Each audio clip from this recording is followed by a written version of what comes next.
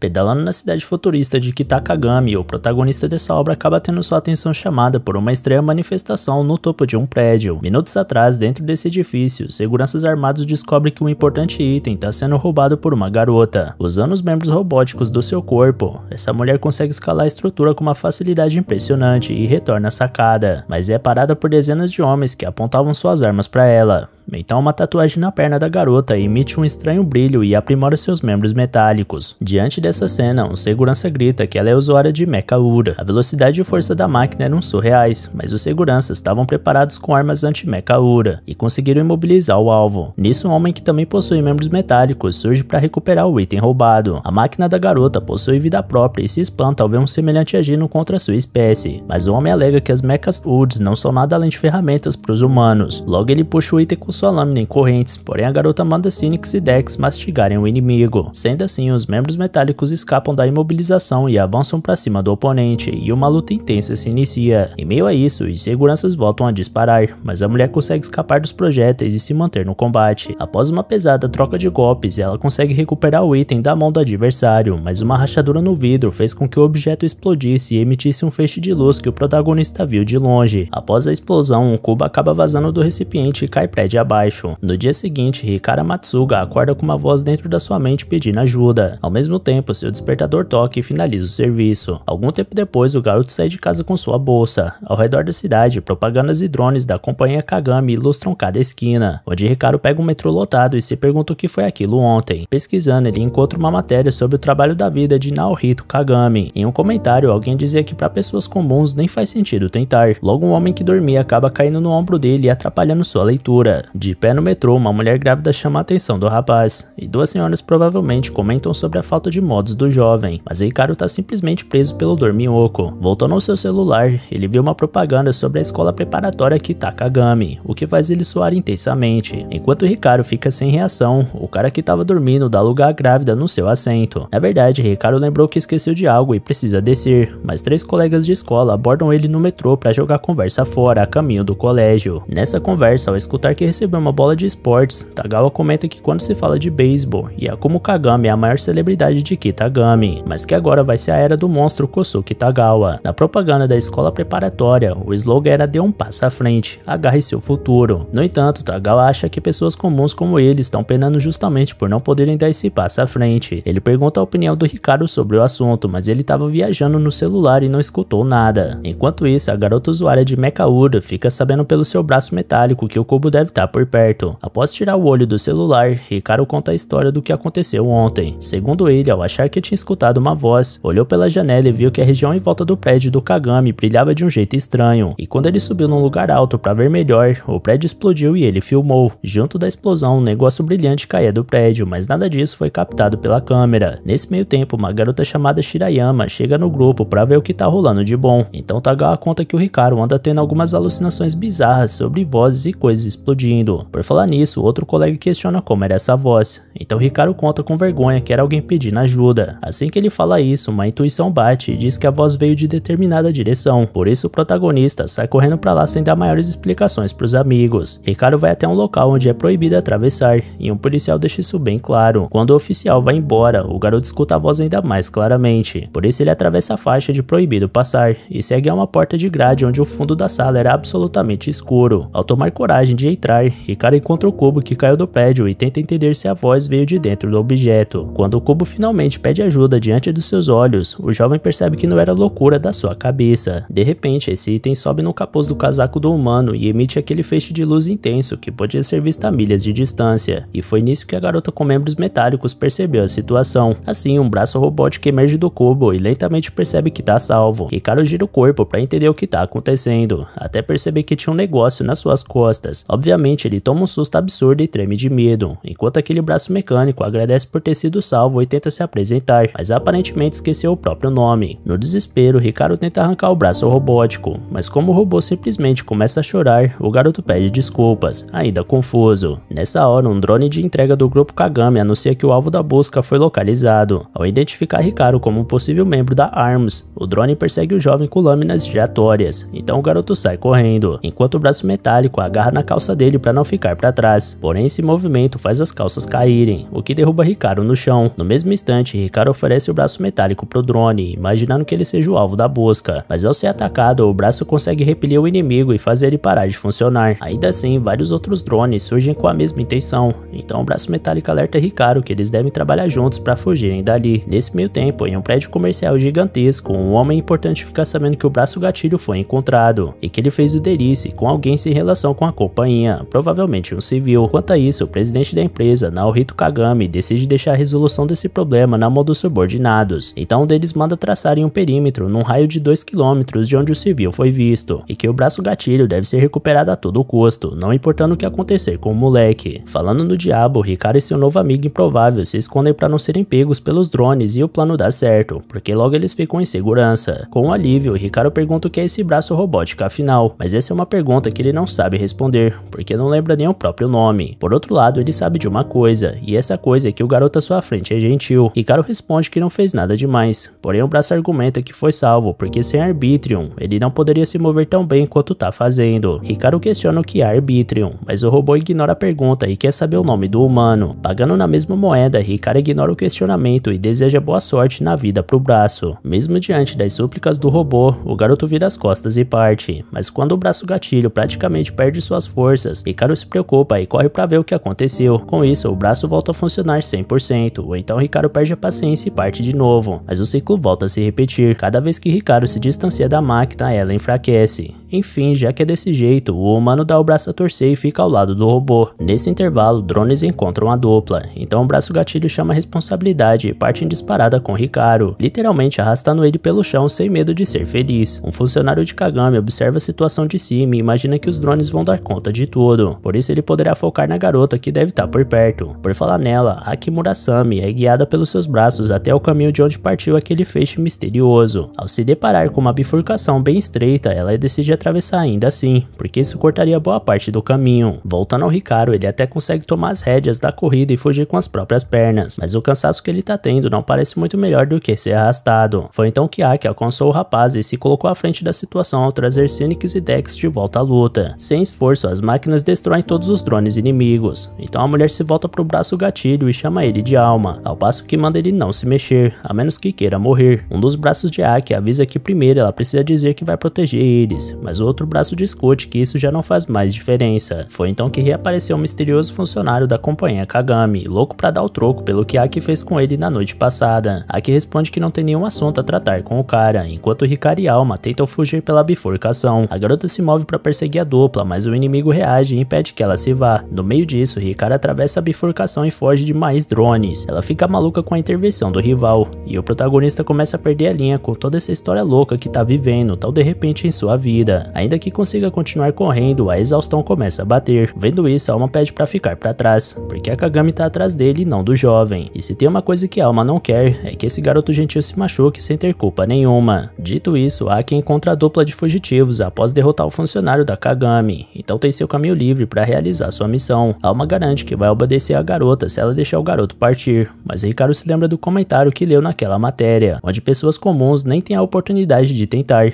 Por isso resolve não deixar o braço mecânico sozinho nessa treta. Vendo que Hikaru vai resistir, Aki não vê outra saída a não ser usar a força, por isso prepara seus Mecha-Ur pro combate. Assim que isso acontece, Alma pede a confiança de Hikaru e manda ele dar um passo à frente, porque só trabalhando juntos eles terão uma chance. Ao escutar isso, o garoto se lembra da propaganda da escola preparatória Kagami, sempre querendo convencer as pessoas de que a vida é fácil, e isso dá um surto de ódio no moleque, ao ponto de ele avançar pra cima da adversária na marra. Nesse movimento, Alma desenvolve seu mecanismo e multiplica de tamanho e força. Com um poderoso soco, ele afunda Aki no chão. Feito isso, Hikaru e seu braço camarada conseguem a chance de fugir e é isso que eles fazem. Ao redor do perímetro, outros funcionários da Kagami cercam o local em busca dos fugitivos, enquanto o garoto e seu braço de metal percorrem até os caminhos mais improváveis para não serem achados. Em meio à fuga, Hikaru comenta que ouviu o nome de Alma através daquela mulher, e também se apresenta a Mecha-Ura. Enquanto isso, um garoto perde suas forças ao descobrir que alguém roubou a alma dele. Com uma bombinha de ar, ele tenta tenta recuperar o fôlego enquanto afirma com raiva que o braço gatilho é dele. Ao mesmo tempo, o líder de um grupo rival aos Kagami, ao qual Aki faz parte, lamenta o fracasso da enviada, mas ressalta que Alma precisa ser recuperado antes que caia nas mãos do inimigo. Com isso em mente, Aki é mandada de volta para a mesma missão. Sem demorar, os investigadores identificam um garoto que tentou escapar com o braço gatilho, um rapaz qualquer do Ensino Fundamental 2 que acabou sendo envolvido nisso. Segundo a investigadora Toos, acabar com ele é uma ordem cruel. Por outro lado, seu parceiro Warner responde que essa é a importância do braço gatilho, por isso questiona se a garota tem sentimentos pelo jovem. Toos responde beliscando a perna do sujeito com força e dizendo que é por gente como ele que eles nunca são levados a sério. Warner reconhece que Toos trabalha duro, e ela garante que não iria hesitar nem se fosse contra essa criança. Ao ir pro banheiro da escola, Ricardo não imaginava que aquela mulher iria seguir ele até o fim do mundo. Alma surge para comentar que, por incrível que pareça, Aki não estava dando pinta de que queria lutar. O garoto complementa que provavelmente ele não seria atacado até na sala de aula, então Alma sugere que os dois conversem com Aki, porque tinha tanta coisa rolando naquela bagunça de mais cedo que nem deu tempo de falar nada, mas ele tem certeza que aquela mulher só queria bater um papo. Ricardo se lembra de Aki deixando bem claro que iria matar ele, portanto não concorda muito com essa historinha. Na verdade, ele acha melhor até ligar pra polícia ou algo nesse sentido. No meio dessa reflexão, Ricardo é pego de surpresa ao perceber que a Alma simplesmente desenrolou todo o rolo de papel higiênico e praticamente cobriu os dois dentro do banheiro. Segundo o braço, essa engenhoca é tão fascinante que ele não conseguiu evitar. Ainda por cima, Aki aparece do nada e sugere que o rapazinho não diga nada à polícia, porque os policiais são apenas peões do grupo Kagami. Se eles pegarem Ricardo, vão entregar pro chefão imediatamente. Nesse caos, Aki será a guarda-costas do garoto. Desesperado, Ricardo reclama que esse é o banheiro dos homens e sai correndo de lá o mais rápido possível, carregando uma penca de papel higiênico enrolado no corpo. Shirayama vê aquela bagunça acontecendo diante dos seus olhos, mas o que deixa ela apavorada é quando se depara com Aki perseguindo ele da mesma forma. Mais tarde, Ricardo encontra os parceiros que querem saber qual é a relação dele com Aki. O coitado tenta explicar que está sendo literalmente perseguido, mas os camaradas não acreditam que seja esse o caso, e que o amigo tá só escondendo o jogo. Falando no diabo, quando Aki dá as caras de novo, um moleque simplesmente avisa onde Ricardo tá, mas ele já tinha corrido dali a tempo de conseguir se esconder. De repente, Shirayama aparece para abordar Aki e se apresentar para ela. Como a outra garota parece extremamente transtornada, a azulzinha dá uma caixa de biscoito para ela. Enquanto Shirayama explica cada sabor que estava representado no pacote, Alma e Ricardo ficavam morrendo de medo daquela louca sentar a mão na garota ou algo nesse sentido. Mas ao contrário do que podia se pensar, Aki cai para dentro dos doces sem o menor remorso e sem medo de ser feliz. Então as duas pareciam desenvolver uma amizade inicial, mesmo que Aki tenha uma visível falta de talento com interações sociais. Como Shirayama é bem mais aberta e extrovertida, isso facilita bastante a interação entre as duas, enquanto Ricardo se pergunta que negócio é esse que tá acontecendo. Alma dá a ideia do garoto ir falar com Aki agora, mas o moleque tem uma ideia melhor: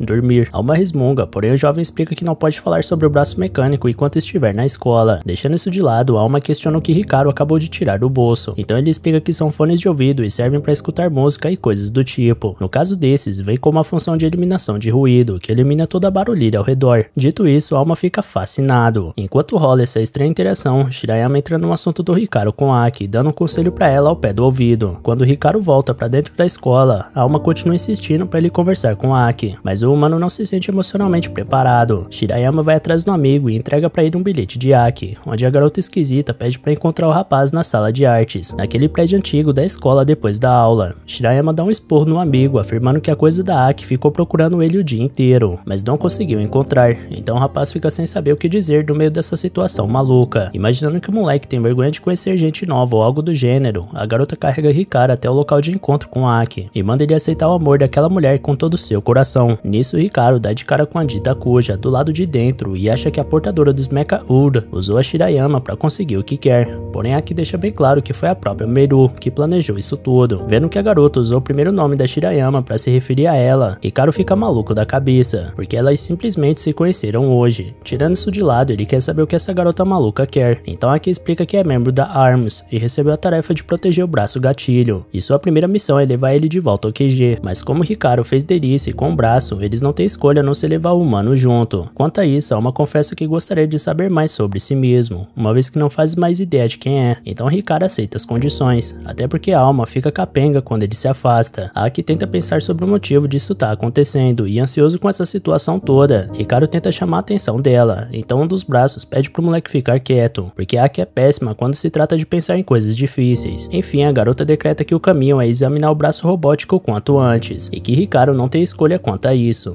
Então, o garoto questiona se Alma pode ficar grandão igual fez naquela hora para afastar a ameaça. O Mecha Uro faz o que foi pedido e exala todo o seu poder. Aki fica impressionado ao presenciar isso, mas como o braço simplesmente perde toda a sua força numa questão de segundos, Hikaru pega o braço e sai correndo dali antes que dê ruim. Logo enquanto Alma reclamava que o humano não podia estar correndo no corredor, Aki perseguiu os dois com toda a sua fúria. Shirayama mete a cara pra dentro e lembra que o amigo precisa conversar com Aki direitinho. Então Hikaru se desespera pra achar uma saída desse lugar. Enquanto isso, Toos tenta encontrar seu alvo dentro da antiga escola, enquanto Warner informa que tem uma aluna vigiando a entrada, portanto ele não pode se aproximar. Hikaru fica preso dentro daquele lugar e nota que a última chance de encontrar uma saída é subir nas escadas. Um dos braços de Aki orienta a dona a ir até a escada de incêndio, enquanto o outro recomenda o caminho oposto por nenhum motivo lógico. No entanto, a garota escolhe ir para baixo. Sem demorar, um rombo no teto começa a surgir no andar de baixo onde está Hikaru. Quando se deu conta, ele estava sob o controle de Aki Murasame. Ela confessa que não entendeu por que o garoto não acabou com ela quando ela ficou indefesa, mas ele não faz ideia do que ela está querendo dizer com isso. Seja como for, ela quer saber o que Hikaru pretende com Alma, por mais que o próprio braço tente explicar que esse moleque não tem más intenções. Dessa forma, Aki manda os dois provarem um vínculo que tem um com o outro. Então o braço volta a emitir seu poder, mas sem demorar muito fica em frangalhos. Diante disso, Aki decreta que Hikaru só tá prejudicando o braço gatilho, por isso vai ter que se livrar do garoto. Shirayama acaba entrando e interpretando errada a cena, então corre por achar que tá atrapalhando o amor entre os pombinhos. Warner aproveita que a garota abriu a porta para invadir um antigo colégio e ir atrás de Hikaru. Hikaru percebe que aquele sujeito estranho tinha um uniforme do grupo Kagami, enquanto Warner expunha seu Mecha Uro para eliminar o hospedeiro do Alma. Usando um disparo sônico que atordoou o alvo, o espião abre a porta completamente para dar visão para Toos, que estava com um rifle de longa distância pronto para levar o estudante para outro mundo. Hikaru consegue escapar por pouco e volta a correr, enquanto a espiã continua atirando contra ele, ao mesmo tempo que Warner mantém a perseguição até atordoar o garoto novamente no fim do corredor. Logo a sniper mira no alvo e dispara mais uma vez, até que Aki surge para proteger o estudante inocente e seu braço metálico. Feito isso, ela informa sua base que encontrou dois Mecha Uds acorrentados, mas que não parecem do tipo verme. Ao perceber a presença de Warner, a membro da ARMS supõe que seja o capanga do departamento de expansão 3 do grupo Akagami. Alma questiona o que é o Mecha Ud acorrentado, então um braço de Aki explica que a corrente é um dispositivo que rouba a consciência dos robôs, tornando eles escravos. Dito isso, Aki manda Hikaru se esconder com Alma enquanto ela resolve a situação. Quando o garoto vai embora, Warner arremessa lâminas luminosas contra sua inimiga. Afastado dali, Hikaru já tá cansado de correr desse povo estranho, mas segue em frente. Por outro lado, Alma não acha que eles deveriam fugir, por isso se rebela contra essa decisão e resolve não deixar Aki e os Mecha Uds sozinhos. Hikaru ameaça ficar para trás pelo medo de ser morto, mas acaba dando o braço a torcer e indo atrás do braço metálico. No fim da escada, a Alma estava quase apagando de tanta distância que pegou do garoto. Por isso Hikaru se aproxima e pede pro robô parar de bancar o durão, sabendo dessa condição que ele tem. Nisso ele coloca o braço gatilho no ombro e pensa no que poderia fazer para lutar contra aquele disparo sônico. Em meio a isso, Toos pede pro parceiro atualizar a situação, mas não é respondida. Por esse motivo, ela parte para dentro da instalação. No interior, o capanga tinha conseguido imobilizar e acorrentar os Mecha Uds da Aki. Ele pede para ela utilizar eles como quiser, por causa das correntes, mas ela deixa claro que não é como ele. De toda forma, ele é carregado até o lado de fora, onde Toos queria saber onde foi parar o braço gatilho. O parceiro explica que ele tá escondido em algum lugar dentro da antiga escola, então Toos muda de assunto e vira sua atenção pra Aki. Ela lamenta não poder matar a membro da ARMS ali mesmo, porque tem ordens de levar ela embora. Pra sorte dos capangas da Kagami, Hikaru dá as caras com o estudante que carregava o principal alvo da organização. Apesar da confiança dos bandidos, Hikaru garante que não será tão fácil como da última vez. Sem dar bola pra isso, Warner volta a usar o disparo sônico, mas dessa vez o alvo estava preparado com seus fones de ouvido com isolamento de ruído. Tendo saído ileso desse ataque, o moleque joga seu braço metálico pra cima da Aki, porque os Mecha Uds dela precisam ser libertados das correntes. O problema é que Hikaru sempre precisaria estar perto do braço para não deixar ele dar problema. Então Hikaru pula pra cima do Alma, embora tenha sido atingido pelo rifle de Toos, ao ponto de perder um lado do fone de ouvido. De toda forma, o plano dá certo e Aki é libertada. Sem hesitar, ela usa Toos como escudo contra o disparo sônico e parte pra cima do Warner. Tendo a proteção dado certo, Aki consegue se aproximar do membro da Kagami e aplica um poderoso golpe nele. Como Toos sofreu o disparo sônico, também foi derrotada. Por último, toda essa luta abala as estruturas do antigo colégio, que acaba desmoronando. Toos fugiu, mas Warner ficou pra trás. Outros membros da ARMS chegam nesse momento e criticam a nova bagunça que Aki Murasame causou, então perguntam sobre Alma. Enquanto isso, seguranças de uma instalação decidem entrar em contato com o Corvo Branco, porque alguém roubou o Mecha Ud artificial, Ouroboros, que é perigoso demais. demais. Voltando ao Hikari, ele é levado até a sede da ARMS, que luta contra o grupo Akagami e foi formada para libertar os Mecha-Ults da condição de acorrentados. O líder da organização se apresenta como Aegis e diz que o nome do seu Mecha-Ult é Fist. Fist chama a alma de irmãozinho e garante que ele vai lembrar de quem é em breve. Contudo, por mais que precisem da ajuda de alma, eles deixam claro que não precisam do Hikaru. E galera, regaça aí no like aqui embaixo e comenta no vídeo para incentivar a gente ainda mais a trazer continuação desse anime, beleza? Valeu galera, se cuidem!